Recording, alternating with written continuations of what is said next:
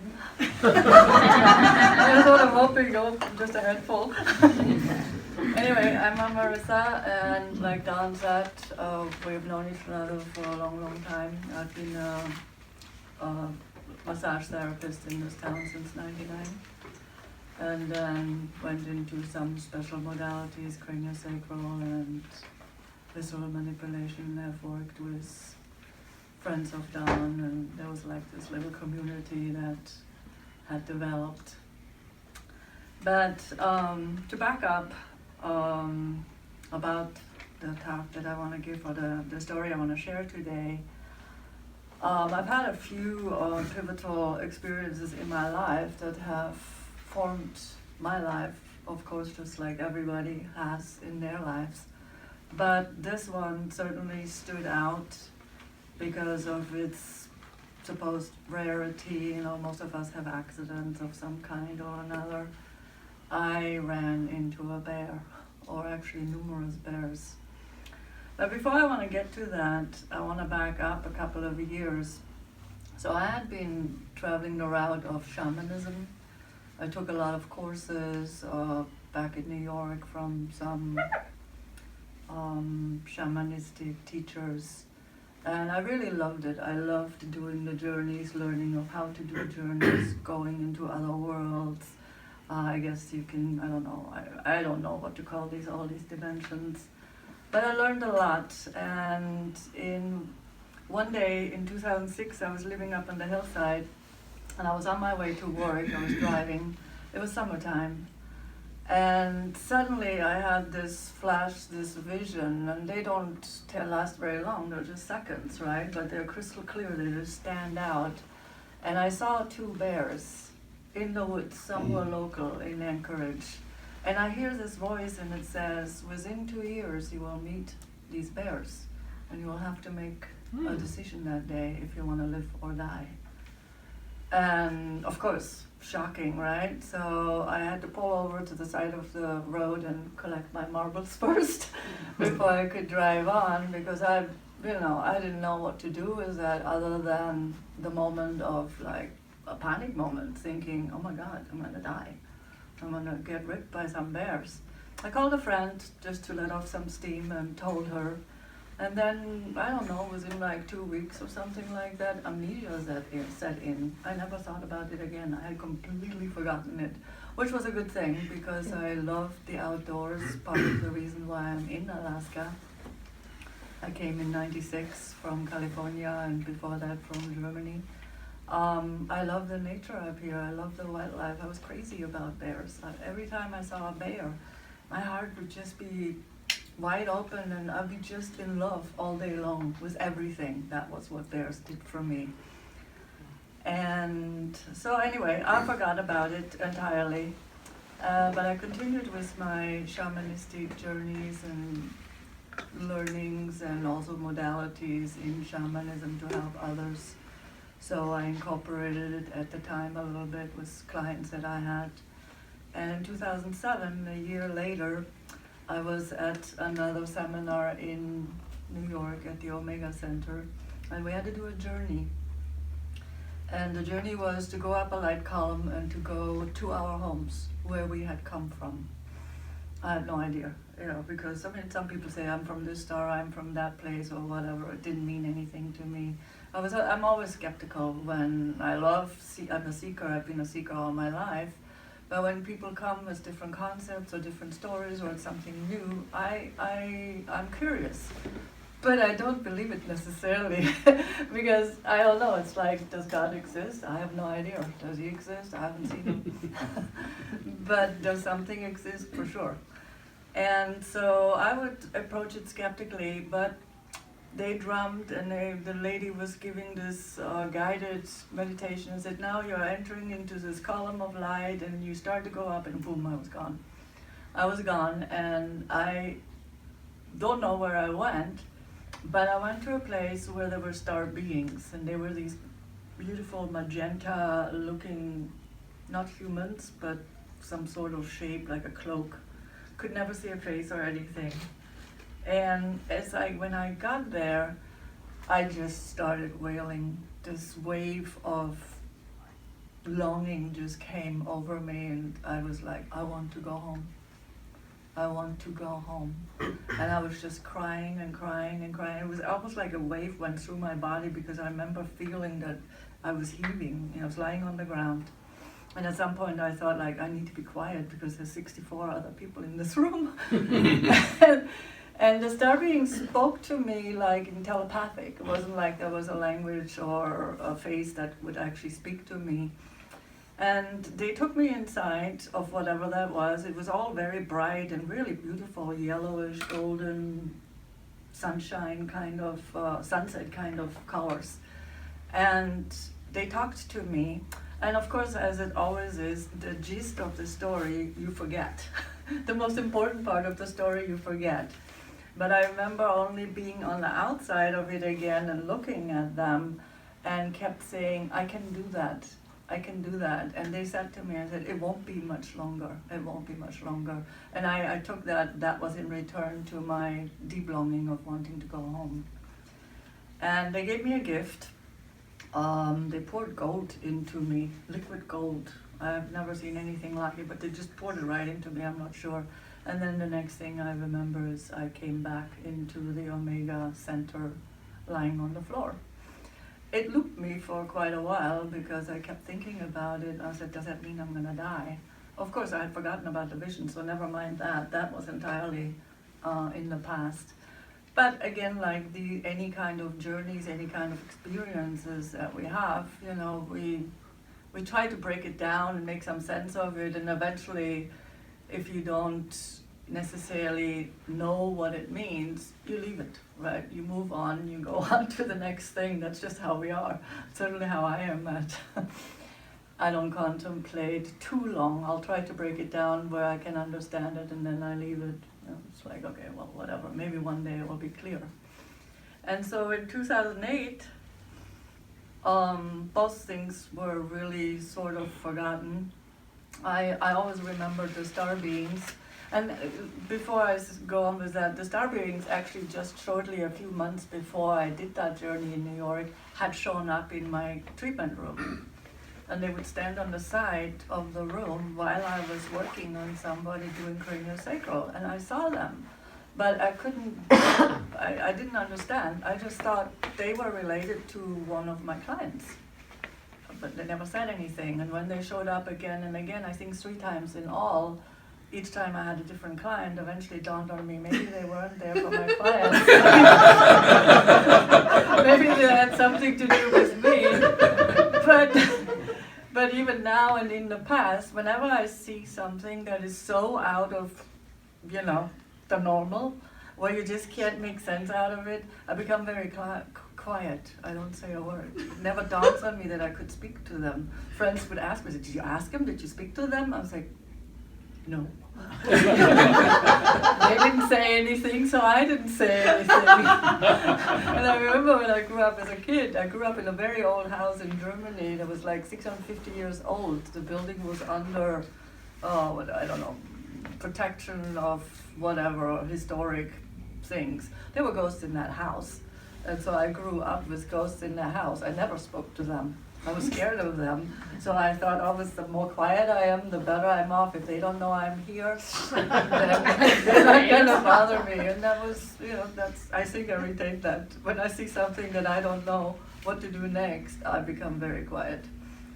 And so now to 2008, it was August 8, 2008, I woke up in the morning and I was really having this very awful feeling in the pit of my stomach, like anxiety, and I didn't know anxiety. I'm not an anxious person. I can get excited, but I'm not anxious. I don't worry too much about stuff that hasn't happened yet. But I had this feeling, this great expectation. I was like, something great is gonna happen today. Something really great is going to happen today. I didn't think that had anything to do with me. I just thought in the world. And I don't have TV, so I thought, like, I'm going to keep the radio on today. I have to be dialed in, because if there's something happening out there, I need to know. And the feeling wouldn't go away, but it also made me a little nauseous and not really comfortable. And I met up with a friend and her 2 children, and we spent some time. I had a day off. And I told her, I said, I don't know, I have this feeling. I said, something great's going to happen today.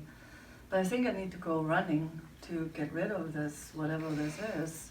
And she says, oh, where are you going to go running? I said, oh, local trails, up by the high school. And 6 Mile Loop. And she goes, oh, there's bears on that hillside. You know how afraid I am? And I was like, yeah, I know. And I gave her a hug, and I said, if I get eaten by a bear today, just tell everybody that I probably won't like it, but it will be okay.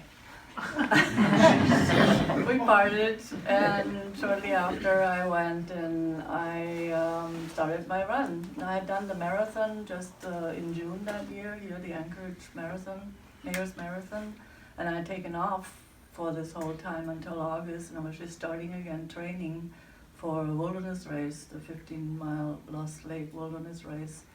And so I went on this loop, and I knew that one part of the loop was coming up on Mellon's Run, as it is called now. It's along the Campbell Creek by the Science Center. But it's a short little distance, but there can be bears. It was late in the season for fishing, so I wasn't too worried. Bears were everywhere. I mean, every year somebody would run into them wherever we are, including in front of the house. So I wasn't too worried, plus we had a cabin out in the wilderness where it was full of bears, and bears was a common thing, so it was not something that I was super worried or afraid of. But that day when I started running and I had decided which route I was going, the entire time that I was running, it was like, don't go up that trail, don't go up that trail, don't go up the river trail. And I was like, oh, I hate having to turn around halfway and run back. I like the round trip. But I got to the intersection where I needed to make a decision. It was just half point, 3 miles. Do I turn back? Do I go? And I was almost on the side of, I'm going to turn back. And a bicyclist came out that trail, and it's common in Anchorage, if you see a moose or you see a bear, of course you're going to share that right away. Don't let people walk in there. And he waved. He says, oh, enjoy your run, or something like that. And I was like, oh, okay. Well, it's only going to take, a few minutes to go up there, maybe 8 to 10 minutes. And then the trail veers away from the river. I was like, oh, it's fine, I'll go. He would have told me if he had seen anything. And so I started running up there, and oh man, it wasn't 5-6 minutes later, I come around a bend, and there's 2 little bears, 2 cubs, that year's cubs, maybe about, 50 pounds, little barrels. They were in the trail sniffing something, and of course I stopped, and I was like, oh. And they looked at, I started to walk backwards, and I stepped on one of those little dry sprigs, and it went quack. And the 2 little bears looked up, and it was almost like a smile came onto their face, and they're like, whoopee! Somebody to play with! And they started running my way. They were about 30 yards away when I had encountered them. And as they were running towards me, I turned around and started booking it backwards. Thinking, I said, oh, 2 cubs, I don't know where the mom is, but she's got to be somewhere. I hadn't seen anything, and the river was just below, so I figured she was probably fishing in the river. So I ran, keep looking over my shoulders. They keep running at a good pace, and I'm not really making any distance between us. But they're not gaining either, and I thought, well, I have to get rid of them, because otherwise I will not outrun the mom, I knew that. And so I headed into the woods, thinking maybe I can find a tree I can climb up on. I wasn't worried about the cubs, but I knew the mom wouldn't be able to climb high enough. Or maybe the cubs would forget that I was even there. They're like kids. And so I stopped about 20 yards, something like that, into the trail, into the woods, and looked around, and all these trees down there, they're spindly, and their branches don't start until, 8 feet high or something like that. That was nothing. And I looked back to see where the cubs were, and they didn't miss a beat, not one. They came right in where I had come in, but I stood there, and it was this moment where I was like, I don't know what to do now. And they stopped about 10 feet in front of me, just stood there, and we were just staring at each other. And I'm thinking, oh, this is not good. I had a dog with me, a border collie, but the border collie does his own thing when I run. You know, he catches up with me when he knows I'm turning somewhere. And suddenly the border collie came, and I didn't think that the border collie would ever be able to defend me from a bear. He would probably lick his face. He was a lover. But he came right here. He looked at me, he looked at the cubs, and then barked at the cubs and jumped at them and then veered off that way. And the cubs now had all the attention on him, and they took off. But at that moment, I could already hear the mom. I could hear her footprints hitting, her paws hitting the trail, and that grunt. And I saw her coming, and I had like couple seconds, you know, to think, to figure out what to do, and I saw 2 old fallen trees. I jumped behind that, and it was a little bit of a dip, and I just went down on my knees and forward and just tried to protect my vitals and thinking, I have to play dead. And I remember thinking that, I wonder how dead I have to be. It's a bit believable.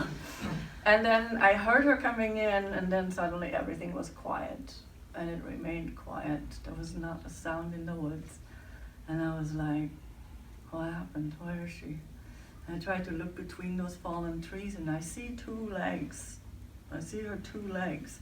I was like, where are the other 2 legs? But she's not moving. And I was like, well, maybe that's something else. And so I started to just look up just a little bit, and I saw her. She was standing on her hind feet, and she was actually looking down on me. She could see me clearly. And I had this one moment where I was like, oh, I could see in her head, it was like spinning, her wheels were spinning, whether she should go after the cubs because they were gone, or whether she should deal with me. And in the last moment, she decided that I was a threat, and she needed to deal with me. And this was when I had my oh shit moment. I was like, oh shit, she's gonna come, I'm not gonna get out of this. And she flew. I didn't see her hit the ground or anything. She just flew at me, and I, for some reason, knew that she was gonna come for my head. And so in the last moment, I raised my arm to protect my head, and she grabbed me on the arm. And the first bite, I think, is, I've heard from others, or also from stories that I've read, is always the most ferocious because they shake you. They shake you over the ground, and I remember just flying. I heard a loud crack in my arm, and it hurt a lot. And then she let go, and I figured, you know, she either ripped my arm out or she broke my upper arm. But I don't remember feeling the pain other than the initial, you know, after that I don't recall. But I lay on my back, and she was moving around me, ripped in my lower arm. It hurt. And I always felt the pain when she did something, but shortly thereafter I did not really feel any pain. And the whole thing, I mean, one of the things that stands out for me is that I was completely calm. I was very quiet. I didn't say nothing other than an occasional scream when she was biting. It was like I had the observer inside of me that was observing my body parts. So I was starting to keep track of my body parts, which parts were hurt, which parts were doable, because I was out there in the woods. So I knew I was far away from any kind of help or anything. So she moved around me and then flipped me over with her paws. They just reach under you and flip you over like a pancake, and I was face down. And she was actually coming with her paws on my back and was pushing me down into the ground. And my face was like in the moss. I could almost not breathe. I had to keep my mouth open to be able to breathe. And she got me on the head, but she wasn't biting. She was just pushing down. But I remember my observer was like, no, that's not a good place. You know, head injuries, they're long-term. That's not good. They might never go away. And she let go of the head, and she moved down to the neck. But again, I could feel her fangs right by the carotid artery. And again, that same thing. Now, carotid artery, not good either. I'm going to bleed out. And she let go. And then she just stood on my back and was pushing me into the ground, and then flipped me over again, but this time I landed on my side. And so I had her in my profile, and she's walking around sniffing me. And I remember I had people later ask me, I said, how long did it take? How long did the attack take? And I mean, time is of no consequence, you know. I mean, whether it's one moment and it's the panic of your lifetime, right, and might change your life for the rest of your life, or whether it goes on for whatever length. But I think it took longer because she took her time, because I remember how often she went around my body and sniffed. Sniffed me on my face, sniffed me on my shoulders, sniffed me on my legs. But when I was lying on my side, she eventually moved over my rib cage and just growled. And I didn't really have any thoughts. The observer was just watching. I saw her out of the profile, and I had a really good feeling of her, how she felt. And she was completely agitated. So it wasn't maleficent or anything like that, or mean. She was just agitated about, it was all about the survival of her cubs. And somehow I had been a threat, and the threat needed to be eliminated. I didn't feel any maliciousness from her at all. She was just doing what she was designed to do. And I was okay with that. But then she bit me into the side, and the way they bite, I learned, is they grab you and then they just hold and start squeezing from both sides. And I don't remember feeling the pain of the teeth, but when all the ribs gave, so 4 ribs broke because they couldn't take any more pressure, this white bullet of pain shot through my body and out my throat in a loud scream, and my whole body just jackknifed. And I came back to rest on the side. And she was still there, she was still grunting and growling, and then moved over my stomach, like she was ready to do another bite. And at that moment, it was like, okay, that's it. I'm gonna die. And this was not my observer, this was me. I was like, I'm gonna die. I'll bleed out, there's no way. And in that moment, it was like, you know, when the pressure in your head changes and your vision sort of changes. And I saw the Anchorage newspaper, like the headlines, you know, local blah, blah, blah, mauled to death something. There was yellow tape and a tarp. But what that was not significant. What I felt was, I felt my friends and relatives in my community, I felt a sadness that they were experiencing, and sometimes some people horror and whatever. Everybody seemed to have an opinion, but an overall sadness. And for someone to leave this world in such a way, being ripped by a wild animal. And I apologized to everybody. I was like, I am so sorry to cause you this grief in any way, but it's not like that. I'm really okay. I'm okay to go like that, it's fine. And then I closed my eyes, and I had this moment where I thought, man, I've been going on journeys and I can go wherever, other stars and whatever. Why am I not out of my body? Shouldn't I be out of my body and watching all of this? But I was anchored in my body. It was everything. There was nothing that was letting me loose. But at that moment, I closed my eyes and I heard this voice. It was neither friendly nor unfriendly. It was just a matter of fact. And it was like, are you ready? Are you ready? Twice. And I was like, yeah, I'm ready to go. And I went, I left.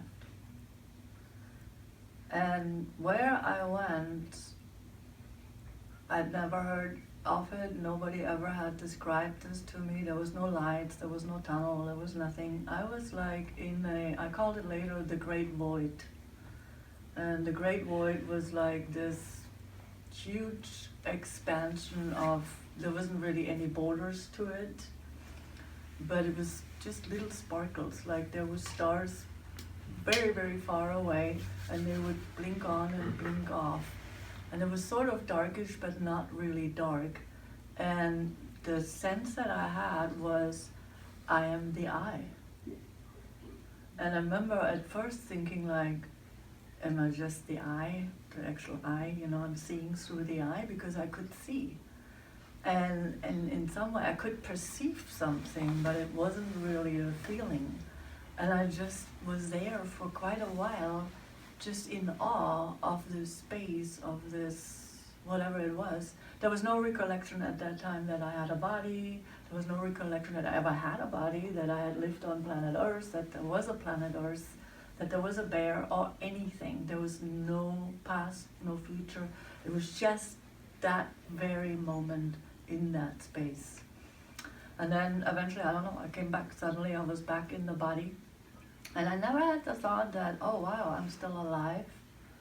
Or I'm going to die now. The bear was still standing over my stomach. She was still growling. Well, she had stopped growling actually. But she was still there, and I remember looking at the bear thinking like, what's she gonna do? So somehow I had knowledge, but I wasn't really, it wasn't coherent for me that it was a continued story. There was a break and now I was there with the bear. And then within seconds, I looked at her, I had my eyes open, I looked at her. She looked one time to the side at me. And I remember thinking I shouldn't make eye contact, and I kind of averted my eyes. And she turned around. Well, so in that moment, as I had averted my eyes, I didn't see that she had turned away and started walking away. But I could feel it that she had walked away, and I looked. But I didn't dare to move, because I had heard stories that bears will go like 10, 20 feet away, sit down, watch you, and if you move, they come and attack you again. And so I thought, well, it'd be better if I wait for a while. I waited a few minutes, but I could tell that she was moving through the woods, probably looking for her cubs. And eventually, when I was certain that she had disappeared, I started to see what I could move and what I couldn't move. And I heard then, get up, you have to get up, get up. I'm like, okay. And eventually I was able to turn to one side, turn onto my arm, because where she had bitten into the ribs, it hurt. By that time, the pain was definitely palpable. And I eventually got up somehow and walked back out to the trail and nearly passed out and laid down again and waited for a while. My dog was still not back, but I hadn't really thought of that either. It was just, I was listening to this voice telling me what to do, get up, walk. And it would like break it down for me. He says, walk to this trail junction. And I was like, okay, I can do that. I took everything I had at the time to just gather that kind of energy to put one foot in front. I was bleeding. I was almost passing out. And I walked a little bit. I nearly passed out again, so I laid down again. And then my dog came. My dog started licking. The dog was highly agitated and excited, like spy hopping, looking for the bear. I eventually got up and told my dog, I said, we're not going to worry about the bear. If she comes back, I'll just go in the creek, so it won't be such a bloody mess. And that would be that. I wasn't worried. I wasn't afraid. It was just a matter of fact, really. And so I walked to the next junction, and then I would kind of hope that somebody would be coming on the trails, but it was raining slightly and thundering. So I knew there wasn't going to be anybody out there, because as Anchorage people, when we have thunder, we don't like to go out. We stay at home. And so when I was on the junctions, it would tell me, I said, now go this way, go to that junction. And I tried to call for help once, but I could barely get any word out. I couldn't really, my breathing was off.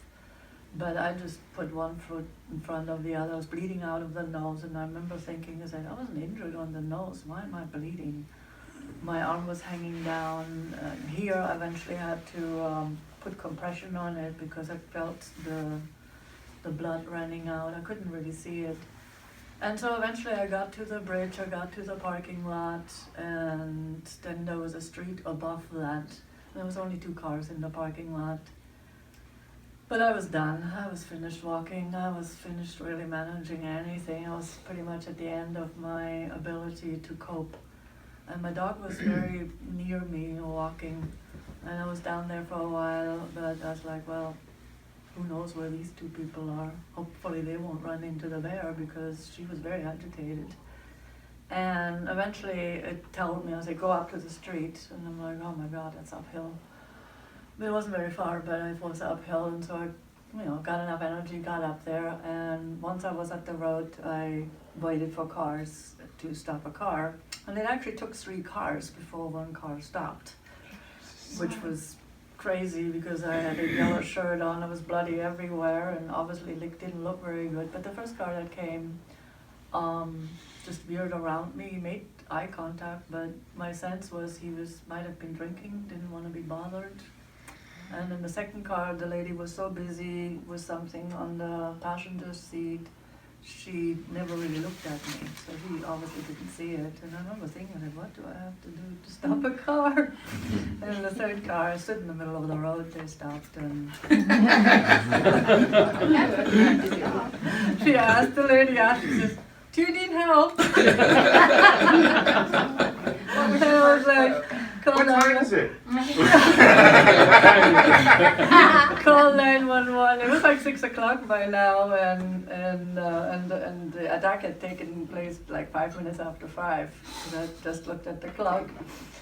And I said, call 911, and she told me, I don't know what to do, I don't know what to do. But the husband was there, and he already called 911, and I told her, I said, I gotta lie down. I can't stand up anymore. Just talk to me so I won't go into shock until the ambulance comes. And then, of course, people arrived, multitudes of people, and eventually 2 guys came. I could just tell from the way they closed the doors on their cars. They came from behind, so I never really saw either of them, but they identified themselves as somebody like EMT or something, off duty. And then they took over, and I remember being so grateful that I didn't have to manage myself anymore or any people that were around me. And everybody was just highly afraid. Everybody kept asking, where's the bear, where's the bear? I was like, she's not here. Who cares? She's not here. And I was taken to the ambulance eventually, and in the ambulance I was so grateful. Every time the EMTs did something, like they put the electrodes on you and this and that, I'm like, oh thank you, oh thank you, oh thank you. They finally, one of them goes like, ma'am, you don't have to thank us. It's our job. And I was like, you have no idea.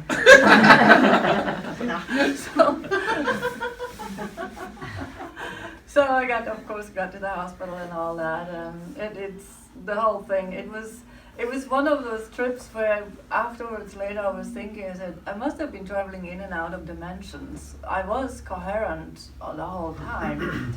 The pain, of course, had set in quite tremendously, more than I had ever experienced in my lifetime. And like the ER room was like, there was they looked like high school kids running around like this chicken with their head cut off in a state of excitement, and they all were poking you, and I had so much pain that eventually I just screamed and I said, don't touch me! And everybody just shot away because they were all like, oh my God, what do we do? I had not gotten any pain medication yet, and the doctor, the actual ER doctor, he was standing on the wall like watching them. So he came over and he was like, ma'am, we have to see the extent of your injury. A lot of them are on your back and on your side. I said, yes, but I need some pain medication. You can't poke me. And he was like, we can't give you anything until we know that your skull is not broken, you got blood. I said, no, she didn't bite me there, but they don't believe you, I said, well, then do that first before you do anything else. And nobody touch me. Just tell me which way to move and I'll try to move. And so he was very nice. He sent everybody away but 3 of them. And then they did the x-rays and then they took care of everything. And I landed in a hospital room, and my adrenaline, it took 2 days for my adrenaline to come down. I think I talked that Saturday. This happened on a Friday night. I think I talked throughout the entire day of Saturday. The newspaper came, I remember that. Somebody came to interview, I talked. Some of my family came, and close friends came, and of course checked and all that. I talked the entire time. And I remember at the evening that my jaw was hurting, my muscles were hurting, but I couldn't sleep. I was still in such a state of I don't know, excitement, I guess. And they had done what they could do. There wasn't anything they wanted to do with the bites because of infection. It's best to let it heal on its own. And broken ribs, there's nothing you can do about that. And they gave me lots of pain medication, so it strangely never touched the pain. And I kept telling them, it's not the ribs. There's a nerve inflammation from my belly button to the ribs. This is what is hurting so much. But they didn't pay attention to that. They couldn't do anything with that. They would just give me more pain medication, so I was pretty doused. But and the hospital itself was, of course, it's an interesting place to be. But 2 days later, the brachial artery, and this was not broken. Strangely, my doctor said, "No, it's not broken. You didn't break it. It wasn't dislocated either." And I was like, "Really?" I heard a crack. It sounded like a bone broke. And I said, "Well, maybe she tore muscle from your bone." That He probably broke his tooth. Oh no, but she beat me later, and all the things. Because she was dead. So 2 days later, the brachial artery collapsed. So in that initial tear, something happened, but it held up. It held up, and I remember the doctor told me, he says, "Yeah, if it had collapsed where you were, was the time that you spent to get out, you would have lost your arm." And the doctor that was assigned to me was the only vascular surgeon in the state of Alaska at the time, Dr. Ardwell. So he was right there, and I went into surgery, and everything was done, and 11 days later, I came out of the hospital. Now, while I was in the hospital, it was amazing. I mean, I had this constant flow of visitors coming in, most of them known to me, some unknown people I had never met. People just came.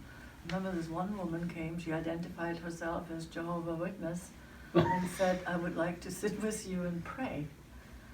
And I'm not really religious, you know, it's just a label to me. I'm spiritual, so I try not to judge somebody by what they are. I was like, okay, fine. And she did, and I remember while she was doing it, I was like, I wonder, is this doing anything for me? Is it doing something for her? I was like, oh, it doesn't really matter. But in this whole time, I was just flooded with love for everything. I just wanted to hug everybody. I was in a lot of pain, so a lot of things I couldn't do. I could barely move.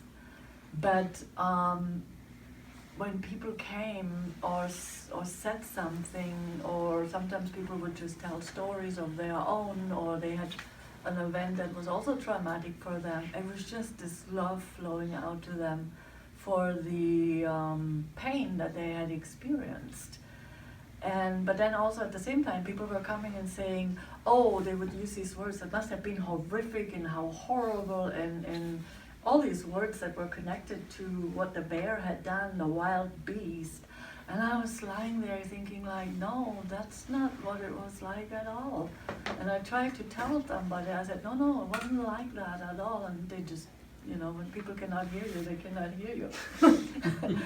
But in this entire 11 days that I was there, I was flooded.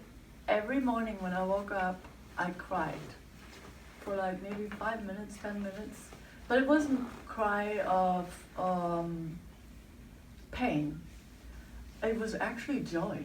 I was crying with joy. It would just, the tears would be flowing down, and then I would be just like somebody was bombarding you with energy, and it would be this flood of joy and love.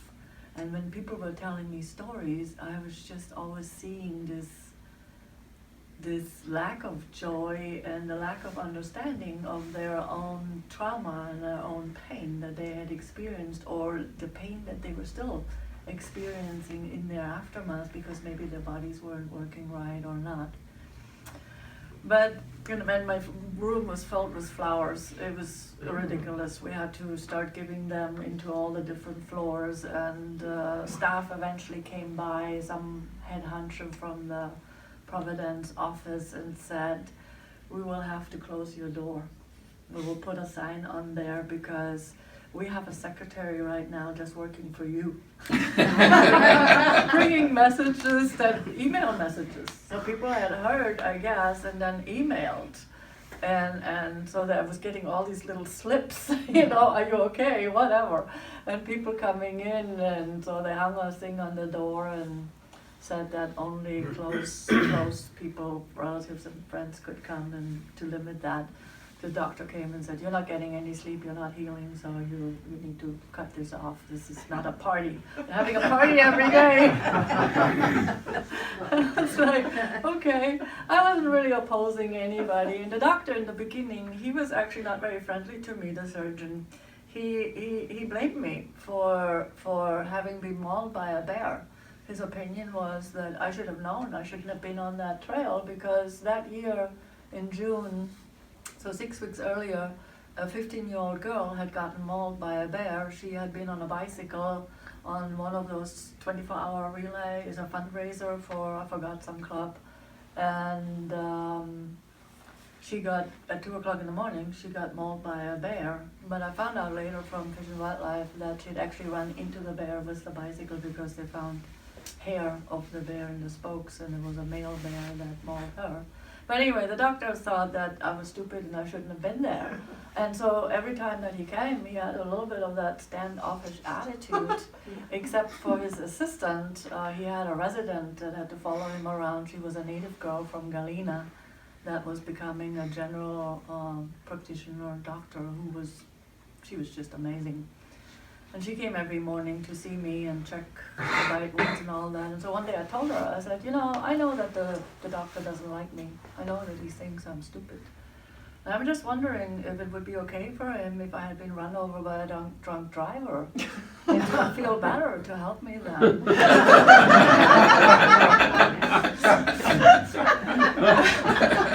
Called him out. And I didn't really think any further of it, but the next day, and she didn't say anything, she was a native girl, they don't talk that much, she was just a really lovely, lovely person. She just sort of like, yeah. But the next day when the doctor came in, I could see there was a change, he was suddenly talking to me, and then he brought it up. He said, I'm sorry, I thought there was signs everywhere that the trail was closed. And I was like, no. The trail wasn't closed at all, and I knew about the girl. There was a sign about that previous bear attack, but was it 6 weeks later? It was the end of the season for fishing. And that was it. We became good friends, so that was nice. And then I was only in there for 11 days and came out of the hospital, and of course then comes the sticker shock, right? I had no idea about it. I had no insurance at the time. But Dawn's group, they were all quite savvy and knowledgeable, so a friend, Jackie, called me and gave me instructions on what to do, that I needed to apply for financial help and blah, blah, blah, and I was like, okay.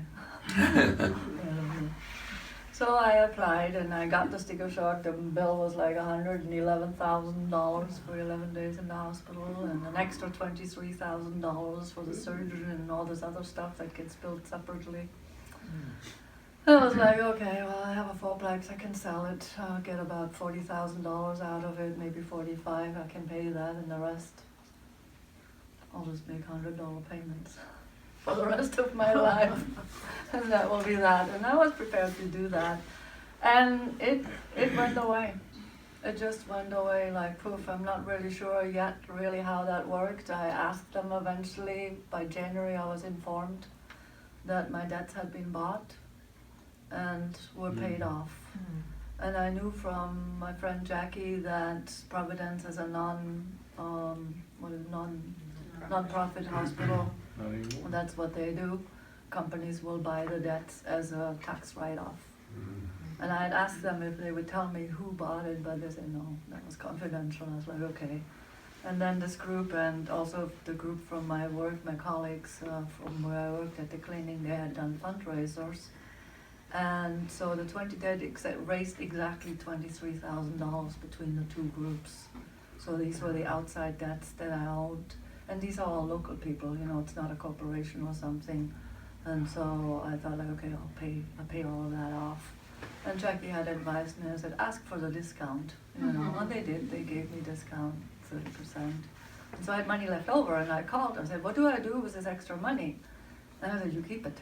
I couldn't work, of course, I wasn't able to work for a while. And I actually, even in the hospital, I couldn't even walk. I didn't realize that when you have trauma like that, it can happen that you have to relearn certain motor skills. But everything came back really quickly, and I moved on with life. I got treatments right away for PTSD, because in the hospital I could already feel it. Anytime there was an unknown sound, my body would jerk. And so I knew that was PTSD, and to prevent that, I had a colleague come in and work with me and work on that. So I never had bad dreams, I never had anything. All I had to do was really heal from the bites and from the broken ribs and the nerve inflammation. That was the worst. And when I came out and was on my own again, I stayed with friends first and then was on my own, and then by November I started working again slowly. I would only have 1 or 2 appointments, but I wanted to, move on and live my life again. And we went right away also, just for short little walks because I couldn't walk very far yet, into the woods, and ran right away into a bear. Ran right away into a bear, a black bear with a cub. And my friend's little boy was approaching the cop. He was way in front of us, and Mom was yelling. There was this high panic, and all I wanted to do is get out of there. All I wanted to do. But I saw my friend with her baby on the back and her little 3-year-old on a tricycle going towards the cop. Then I was like, I can't leave them alone. I can't leave them alone. So I went after them, and the cop turned around and went towards the mom. She was woofing the cub, but I walked all the way up to the little boy. He had in the meantime jumped off, was crying and running to his mother, and I grabbed the tricycle, and my friend like, leave the tricycle, we don't need it. I said, yes, we do. If she comes, I'm ready. This time I'm ready. I'm not gonna lie there and play that. New headline in your image this time? Yeah. And so there were some of these experiences, but for me, what happened was the total breakdown wasn't in the hospital, wasn't after the attack or anything. It was really much later, where I had already gotten back to sort of normal. It was in November. And suddenly I was like, I can't be in Alaska, I need to get out of town. It's all too much. People would come and say, oh, you have bear medicine. Yeah, bear medicine is this, bear medicine is that. And I was like, I have a bear on my shoulder. Yes, that I do, because every time I look to my left, there's the bear.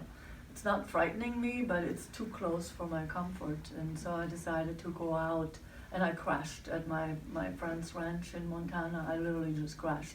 I was like, for a week, I would just contemplate my navel. I couldn't really speak. I was like tracing the scars and stuff like that. I mean, I was just sort of fascinated with my body, but it was all sort of a mystery. And I had a complete crash in everything. I remember I felt like that somehow my past was disappearing and my future hasn't happened yet.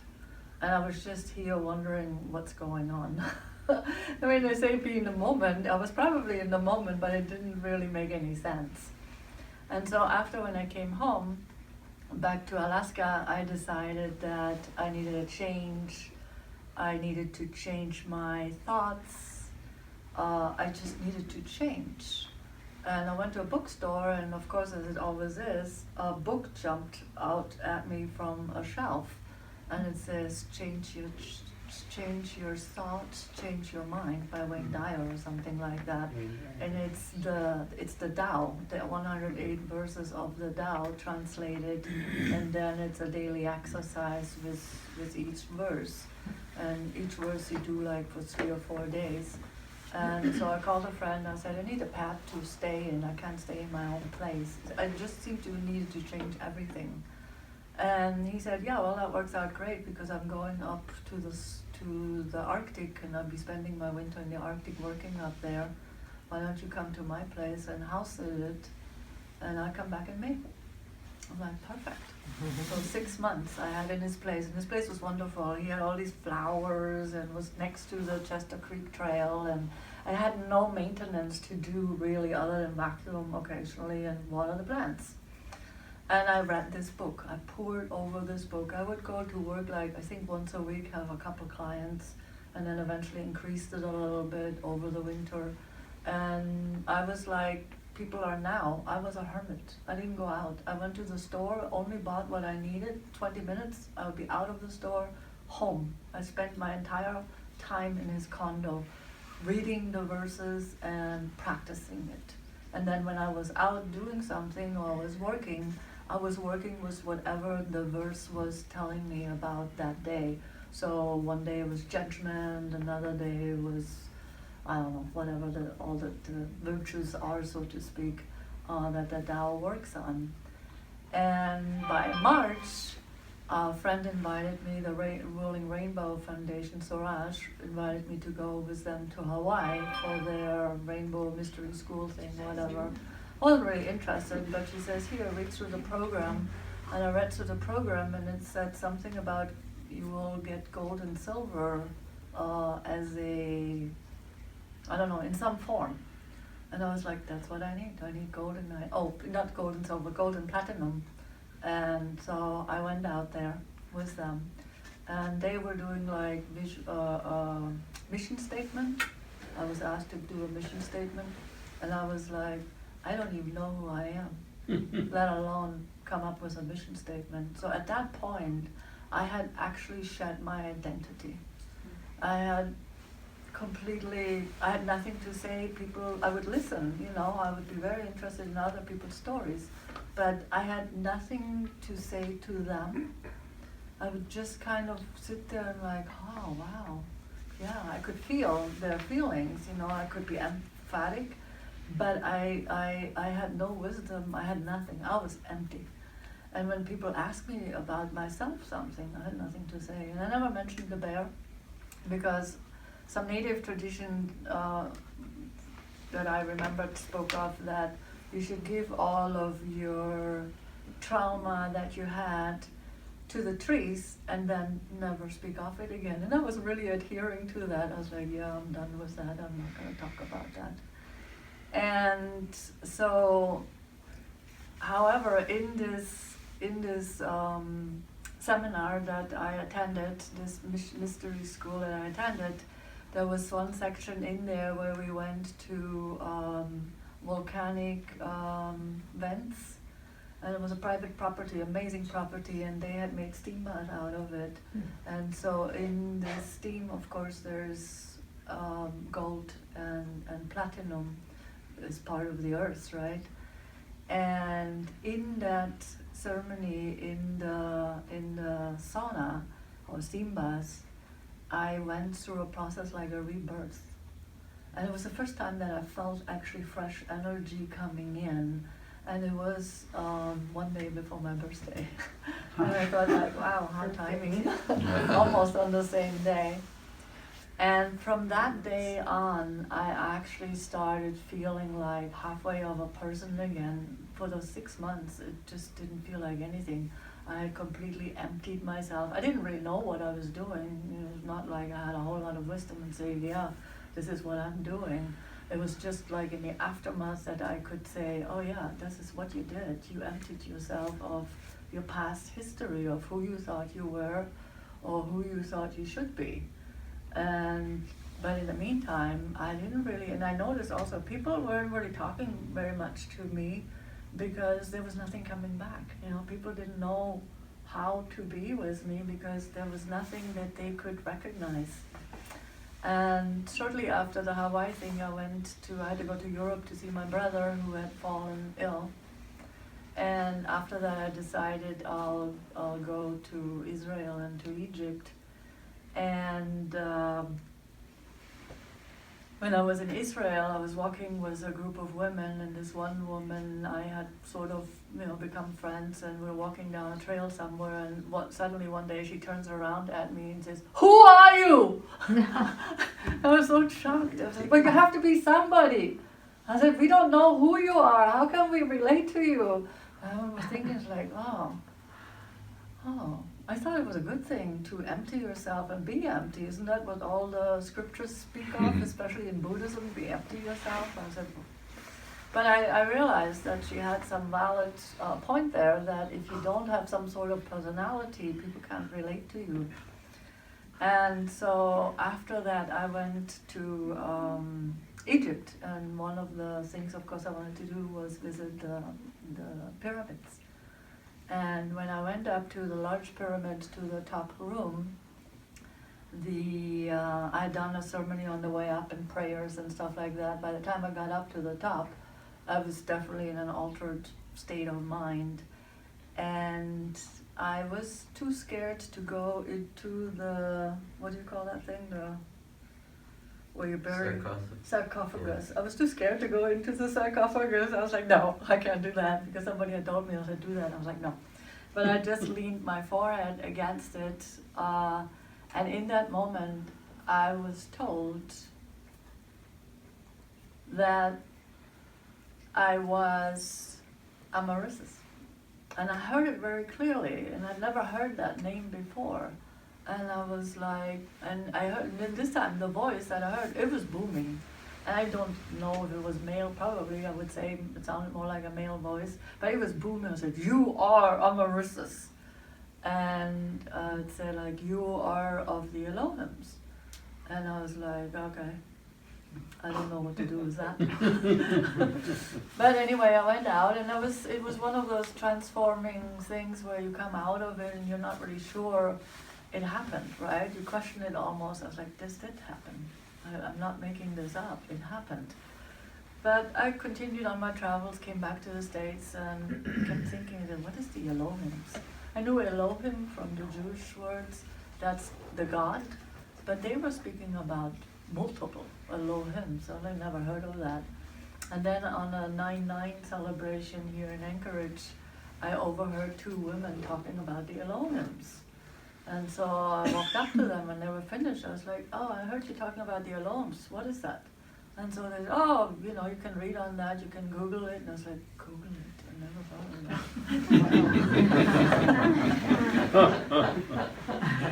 So, and then I learned of what that is. The Elohims, these are all usually pairs of either spirits or individuals that actually lived on the earth or had come as semi-gods. And I mean, in that way, we're all gods, right? So what's the difference? I was like, yeah, okay. But what stuck with me was Amerissis. And at that point, I decided I will take on that name because I knew I needed a new identity. Before, my name was Clivia, but Clivia somehow didn't seem to exist anymore. I mean, I had emptied her out, and even had occasions where it felt like that spirit needed to leave. And it wasn't until years later, and people had told me over the years, friends, I said, "You're walking." And I was like, yeah, maybe. I don't know. I don't really know what that means. I remember everybody, I remember everything. Some things that had changed was like diet. I could never eat bananas or eggs beforehand. When I came out of the hospital, I almost lived for months on banana and eggs. And I remember thinking that, wow, it's odd. I'm not getting any bloating. I'm not getting any reaction. This is interesting. And when I went back to Europe, I saw one of my very, very close relatives. I love her so dearly. And when I met her, when we met up, I was sort of blank when I first met her. And I remember she, of course, gave me a hug and all of this. "Oh, you survived the bear attack and all that." And I was in her embrace. And I remember thinking that I love this person so dearly. I should be feeling something. And I was blank. And I was like, wow, this is bizarre. This is strange. Maybe it's true. Maybe it is walking, and there's a certain thing. I spent 2 days with her, and over these 2 days, I learned to love her. I absolutely loved her at the end of these 2 days. And I was like, but I love her because she's such a beautiful person, and I just love her. It doesn't have anything to do with the past. It's not the same love that I have for her. And so that gave me a little bit of indication that maybe it's true, it's a walk-in. But at the end, I decided, you know what, walk-in or not walk-in, who cares? I have all the memories. I have all the what happened before, what is now, and who knows what the future will be like. And I didn't want to hang my head on that label, and make something out of it that maybe it was or maybe it wasn't. And so I was starting to pay much more attention to how I reacted to the world around me, because I remembered very well how hard life had been for Clivia in many ways. She was always sort of lonely or alone. Not lonely, because she could even be with a partner, and she had plenty of friends, and she had a great community, and especially in her work, she had amazing clients that obviously loved her, but she always felt sort of alone. And of course, I knew that was something from her childhood. She was born and abandoned at 3 days of age and spent 3 years in the orphanage before she was adopted, and that didn't go very well either. So there was lots of history. And so I started paying attention to where I was now, and I was getting all these downloads of what a privilege it was to live, to be in this body. And so I started to become really grateful, and I would sometimes just do prayers. I said, Clivia, thank you so much for taking good care of this body. It's awesome. I'm in it. I have another life in this body. And I also could kind of examine from a distance, I wasn't emotionally attached to the life that she had lived, of how alone she had felt and how hard the life had often felt. It was such a struggle. She was a seeker. She wanted to improve her life and not feel angry and not have resentments and not be judgmental and all that. And she could be a pistol sometimes. She could really be a pistol. And she had done a lot of work. She had forgiven the parents. She had forgiven all of that. She had made a lot of peace. And still, at the end, when I think back to that journey where she went and saw the star beings, her home, where that longing that she had felt, that she just wanted to go home. She didn't really want to stay on this planet anymore. And eventually, as I was starting to look at that, I realized, I was like, she did leave. She got her wish. This is what it was. She says, okay, I can do that. They had told her, I said, it's not going to be much longer. You have to do this and this, whatever that was.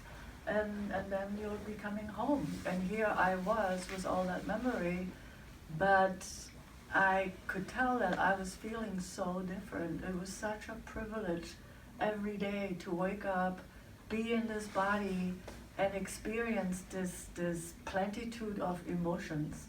Whether that was anger sometimes, or frustration, or joy, or excitement, or anticipation, whatever it was, love. I would wake up and I was just like, I am so amazed that I'm here. This is so amazing. I will never, ever throw my life away again, or think that it was hard or too hard, or that I would have to deal with anything that was too hard to deal with. I mean, that saying that God doesn't give you more than you can handle. I mean, yeah, it's a saying. I wasn't paying that much attention. I was like, yeah, as long as it doesn't happen to you, you can say that. But, what if it's not like that? But at that point where I was now, I was like, it's true. It's true. I had come in through a bear attack. Apparently that was not too much. She had gone out through a bear attack, and I know that she went out in peace. I don't know where she went, but I know a few years later when my dog died, that's where he is at. He's not with me. He never shows up. He's gone. And once a lady, a good friend of mine that communicates with animals, she told me, she says, oh, she's with this other lady, but she didn't know who that was. And I was like, what'd she look like? She described her a little bit. Oh yeah, I know who that is. That's where you went. And so when I was starting to examine, I was like, why is our life, why is this so important? And really, to me, it's these being able to feel. Being able to feel so deeply, whether that is sadness or yes, sadness or pain. Of course, it doesn't feel good, but it doesn't stay either unless you make it a job to hang on to it, as some people do. But just then that love and that connection that we have with humans, the connection that we can have with the animals, the connection that we have with planet Earth, is amazing. And so I started to cultivate that more and more and go into it, and it really came by the way of gratitude. That's the best way I can describe it, that every day I would think about, I was like, am I grateful for today that I'm here? I was like, yeah, I'm grateful for it. And sure, I had stuff happening, I lost friends, very dear friends that had been friends with me for 20 years. And one of them was a dear colleague that suddenly said that I had done something or said something or done something that upset them so much that they didn't want to be friends with me anymore. And I was like, what is that about? And it really was painful, it hurt.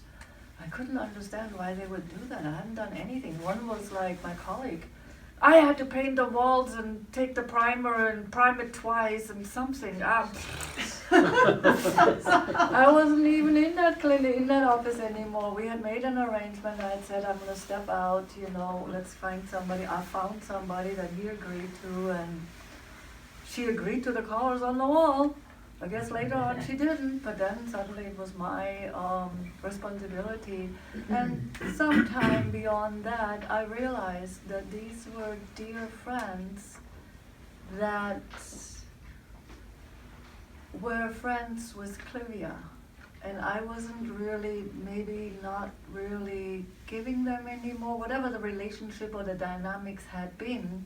I wasn't giving them that anymore, or they just didn't feel that connection anymore. So I was sort of kind of like an invader or something, an intruder. And of course they got rid of me, not in the nicest ways, but eventually I was like, okay, these are just relationships that have run its course, and maybe they were Clivia's relationships and they don't need to be mine anymore. But each day even when these things came, I was like, okay, I cannot change that. So I can only find peace, or try to find a way of peace, to be peaceful with it and be with it at peace, and not have that go on in my mind. Why did this happen? And as I was walking through the years, eventually, very shortly after, in 2009 actually, a year after, I decided that life was too short. I needed to see the world. I needed to see the world before I actually really die. And I was doing my dive master in Mexico, and I had been in the water for 3 months. And salt water, especially ocean water, is a tremendous healer, right? And it's also a great medium to do learning. So I had gone into that training with the idea of show me what's real. Every day when I'm diving, show me what's real. So I had plenty of incidents where I had like panic attack. I couldn't breathe, I thought, but I was underwater. And had then to realize, after a minute of panic, going like, oh, wait a minute, but I'm still breathing. What's going on? I have the regulator in my mouth. So this is not real. And on one of those occasions it came, this is leave, go travel to South America, drive down there. And I had a complete download, on how I was supposed to do that. And when I came back from the dive, I wrote it all down, and I was like, okay, as soon as I'm finished with my thing, I go back, work a couple of months, and then I leave. And so I did that. And in 2010, I took off, and I traveled around the world for 7 years. And that, of course, was cool in itself, different story. Wow. Yeah. Thank you Okay, very let's much. give her a hand.